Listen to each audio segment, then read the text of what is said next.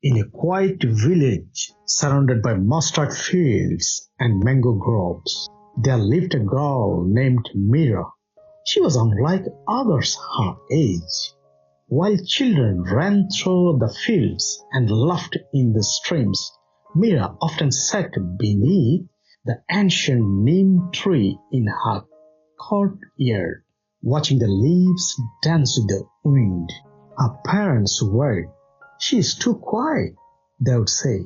"She needs to get out more, make friends, be like the others." But Meera wasn't sad. She just saw the world differently. To her, the rustling of the trees was a song, and the drifting of leaves told stories of places they had been. One monsoon, the rains came late, the ground cracked thirst, and the crops began to wither. People grew tense. The villagers gathered in the temple courtyard, praying for the skies to open. Meera too sat beneath the neem tree and closed her eyes. She didn't ask for rain. Instead, she listened to the ground, the tree, and the silence in between. That evening, a single leaf floated down and landed in her lap. She smiled. "It's time," she whispered. She stood up and began to move, now like the dances taught in school, but soft, flowing steps, like the leaves she had watched all her life.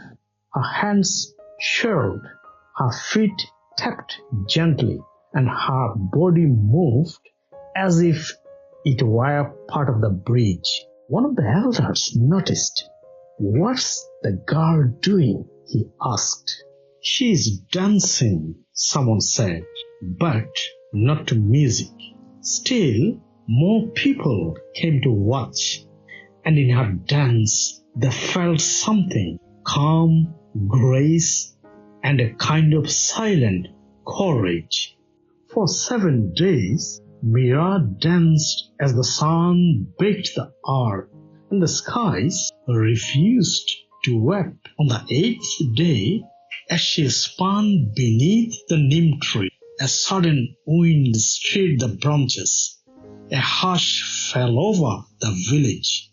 Rain fell, not in torrents, but in a gentle, steady rhythm, like a drumbeat meant only for her. The villagers erupted with joy. They cheered, sang, and offered thanks.